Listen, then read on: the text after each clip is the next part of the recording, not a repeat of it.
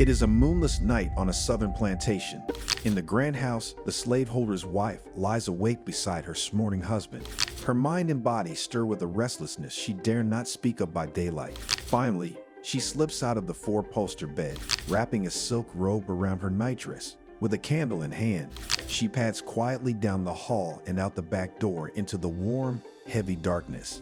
Past the silent fields and towards the slave quarters, she walks, lantern light flickering across her determined face. Her heart thumps with illicit excitement. In a small wooden cabin ahead, an enslaved black man named Samuel sleeps on a straw pallet after a day of backbreaking labor. He startles awake to the creak of the cabin door. In the dim light, he sees her, the master's wife, pale and spectral in her nightclothes. She presses a finger to her lips, signaling him to stay quiet. In a hushed but commanding whisper, she orders him to follow her outside. Samuel's blood runs cold. He knows exactly what the white mistress desires. He has heard the rumors among other slaves, seen the way her eyes linger on him during chores. Fear twists in his gut. If he refuses her, she could have him whipped, sold, or even killed on false accusations. If he complies, he betrays his own dignity and risks unspeakable wrath if the master finds out. But the choice was never his to begin with. Under the absolute power she holds, he cannot say no. With head bowed and heart hammering, he follows his mistress into the night, destined to endure her forbidden pleasure in terrified silence. The Black History Archives. This scenario might sound like a page torn from a steamy historical fiction or a shocking anecdote whispered in secrecy. In truth, it is rooted in real yet rarely acknowledged history. Enslaved black men in the American South were victims of sexual abuse at the hands of white women, a dark chapter of slavery that has long been hidden from the mainstream narrative. For generations, the very idea was dismissed or erased. After all, in the 19th century, and indeed, long after, society viewed white women as delicate, morally pure, and incapable of sexual aggression, while perversely stereotyping black men as hypersexual beasts lusting after white women. These widespread beliefs, the myth of the helpless, submissive white woman and the racist notion that a black man could not be a victim of sexual violation, meant that stories of white women perpetrating abuse simply vanished from the record. Enslaved men themselves often kept silent about these experiences. How could they speak out? Who would believe a black man over a white woman in those days? Any suggestion of a black man being intimate with a white woman, even if he was the victim, could trigger deadly consequences. In the antebellum South, white society was obsessed with guarding white female honor, often in brutal, extra-legal ways. Laws and lynch mobs alike apparently aimed to protect white women from black men, operating on the racist assumption that black males had uncontrollable sexual urges and posed a constant threat. Under this grotesque double standard, a white man could rape an enslaved black woman with impunity, but if a black man was even rumored to have touched a white woman, he risked torture and death at the hands of enraged whites.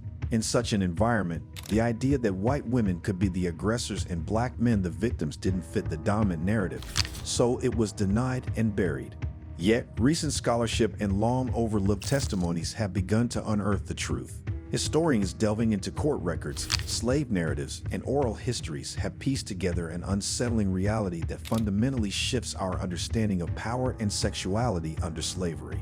These findings reveal that, although not as common as the rampant sexual exploitation of black women, instances of white mistresses coercing and sexually exploiting enslaved black men did happen, and the stories are as harrowing as they are eye-opening. Daughters inherited human property as gifts or dowries. Wives were often left slaves in wills. Widows became the masters of their households.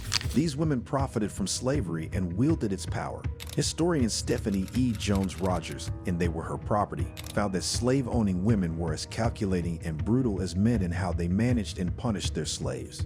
Given this context of women as active enslavers, it is perhaps less shocking, though no less horrifying, that some white women also exploited enslaved men to fulfill their sexual desires.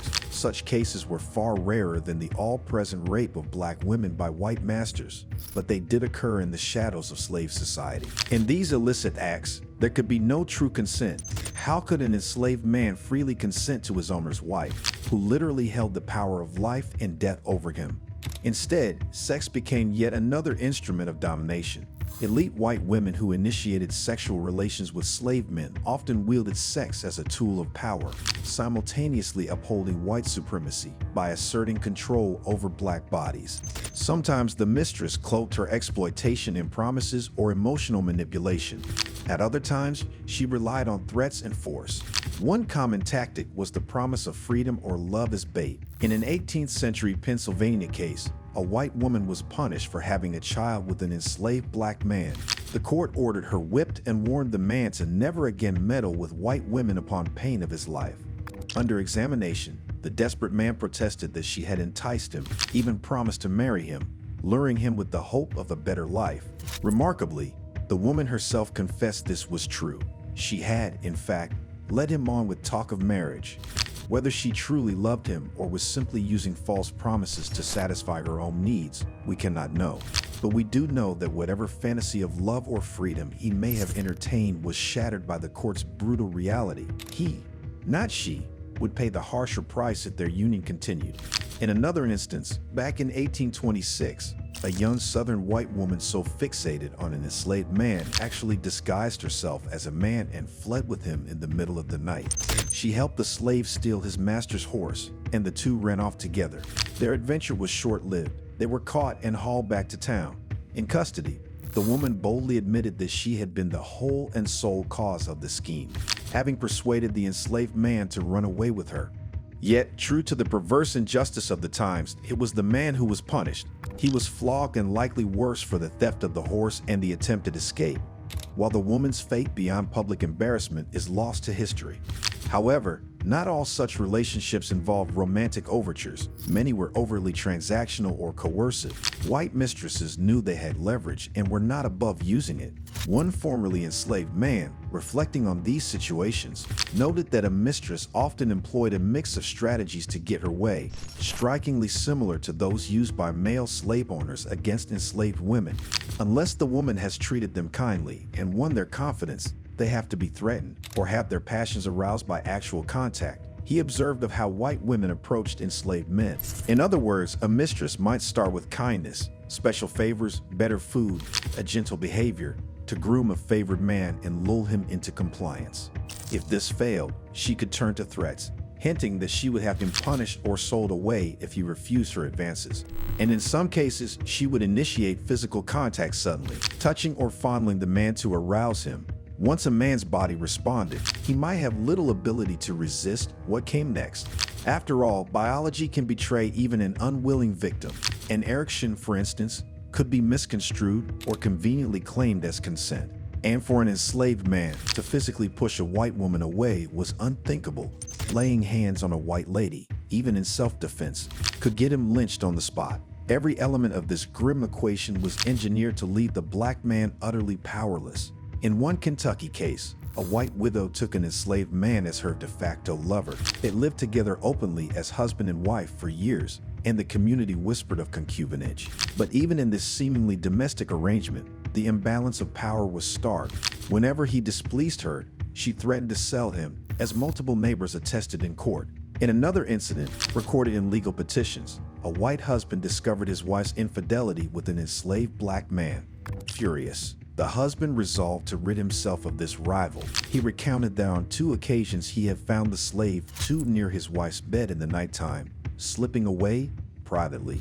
Records of all the sexual relationships initiated by white women have stayed hidden, and it seems intentionally so. Only now, in modern times, are we beginning to fully confront this uncomfortable truth. Historians like Thomas A. Foster, through works such as Rethinking Rufus, have centered the experiences of enslaved men to expose how sexual violence was also a tool used against them. For over a century, the pain of those black male victims was never formally acknowledged. There were no hearings, no newspapers decrying their mistreatment.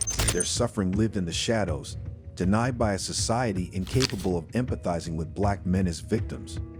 But now, we know the truth, and this embarrasses white men today more than white women. What do you think? Why does this chapter of Black history always intentionally hidden?